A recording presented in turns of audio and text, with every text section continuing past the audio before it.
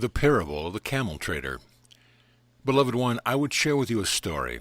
In your holy scriptures it would be called a parable. It is a story. Once upon a time, as you would understand time to be, a little boy was born into a family that raised animals. They had sheep, they had goats, and they had camels. The father of the family carried on what had been within the generational lineage, the family business of raising, breeding, and trading camels. The family was fairly well off because camels could demand a good price. The family was on a certain caravan route that went to a very busy seaport, and so there was much trade that brought the father much profit. Over the years, as the father grew older, the family business passed to this little boy, who was now a grown man because he was the oldest of the family. He was chosen to carry on the family business of the camel raising, breeding, and trading. It was a good business that he knew. From the very beginning, he saw how it provided for the family, and more than that, he had a fondness for the animals. He enjoyed being with the sheep, he enjoyed being with the goats. He saw how life was an exchange. The sheep would give the wool for the garment making, the goats gave their milk and sometimes their meat. The sheep also gave of their meat, and the camels brought in a good price when the caravans came by and needed more camels to carry the burden of the trade that they were taking to and from the seaport. As a young boy, he had spent most of his days with the animals to the place where he had a common language with them, an instinctive language. There was much that he shared on a level that went deeper than just words, and there was great love.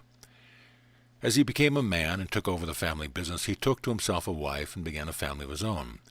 The camel trade proved for them a good livelihood, and he felt very good about being able to provide for his family. But as is the way of the world, the caravans found a new route to the new seaport, and the new seaport was busier than the old one. And so the caravan started going a new route, not where he was raising his camels, where his family had lived for many generations, and so the business and the golden coins dwindled. He wondered, and he cursed the new seaport and the new business and the ones who would be attracted to the new seaport. After all, in his thinking, what was wrong with the old seaport? What was wrong with the old trade route that went by his village? He became very bitter, so bitter that his friends did not want to be around him. His brothers and sisters who were raising their families nearby did not want to be with him. He was very unhappy, so he reached a decision that he would take a group of his camels across land to find the new road of the caravan, set up a new business somewhere else. So he said to his family, I will set out to see where the new route is, and I will see how the trade is, and when I have established a place I will send for you. None of his family was happy about this because they liked living in a village they had known all their lives, and where the father, grandfather, great-grandfather, great-grandfather, and all the family members, including the cousins and aunts and uncles, had always lived. So he set out with a group of his camels to see where the new trade route was and to see how business would be. Along the way, one evening during the nighttime, robbers came and stole all but 3 of his camels, so he was left with only 3. He became even more embittered. Why had this happened to him? Life had been good up to a certain point. Why had things changed? He railed against his God, and he railed against the caravans that had changed their route, and he railed against the new seaport. And most of all, he railed against the robbers, the thieves who are very good at setting upon a solitary person traveling alone. That is why the caravans travel in caravans as protection. He went on with his 3 camels to the seaport to have a look to see what he could do to set up a new business there. But he found the land around the seaport was not to his liking. It was too busy.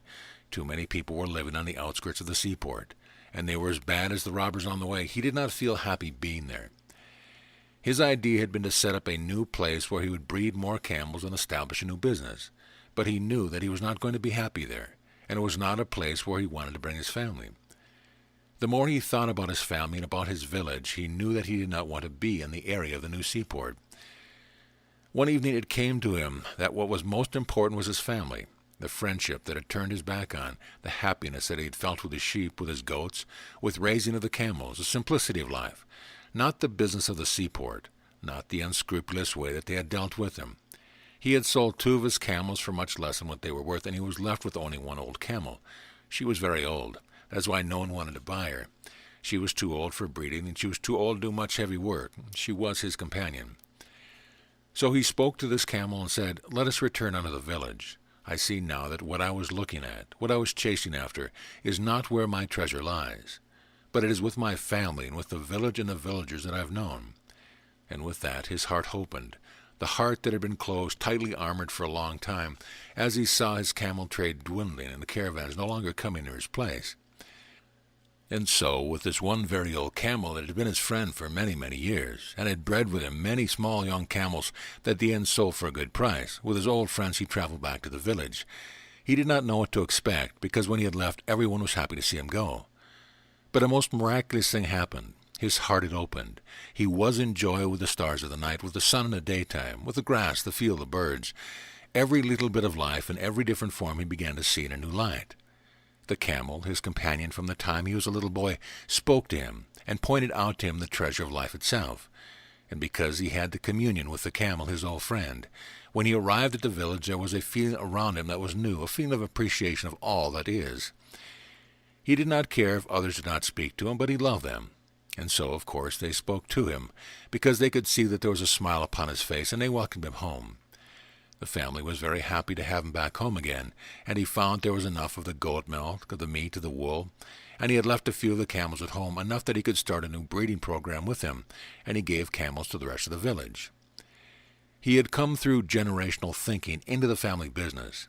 He had broken with the family, turned his back, cursed everything that had been near and dear to him, and left. He had gone afar, had everything taken from him except for the old camel that was his dear friend, and everything changed for him. So when he returned to the village, he was no longer the bitter man who had left. He went on to father some more children who loved him dearly. He had great-grandchildren who loved him, and villagers who came and spoke to him about, "What is it like out beyond the village?" And he would say, "It is a grand adventure, and if you want to go, go. But if you have everything that is near and dear and important to you right here, then you do not have to travel abroad to find happiness." So some of them, being adventurous, set out on their own. But most of them stayed in the village, and they are yet to this day, raising their camels and their sheep and their goats, and being very happy in the sunshine and the rain, celebrating the simplicity of life. Now, if you want to draw from that story any parallels in this day and time, you are free to draw your own conclusions. Oftentimes, 2,000 years ago, I would sit with you, and I would tell you very simple stories. Very little was written down in those days. It was not as you had a certain notebook or computer to take with you. You did not even have the papyrus to write on, usually because you are simple folk. It was not until much later that my stories were written down. However, they were simple enough, as this one was, that ones remembered them and passed them down generation to generation, until finally someone decided they would write them down, and they ended up in your holy collection of Biblios, the Bible. And so you have in this story the parable of the camel trader, not unlike your investment traders of this day. Now, beloved one, remember first, foremost, and last how beloved you are, how greatly I love you, how always I travel with you. I laugh with you, I joke with you, I support you. Allow yourself always to look upon the glass that is half full as opposed to half empty, and to count, simple as it sounds, your blessings, for this is a good life.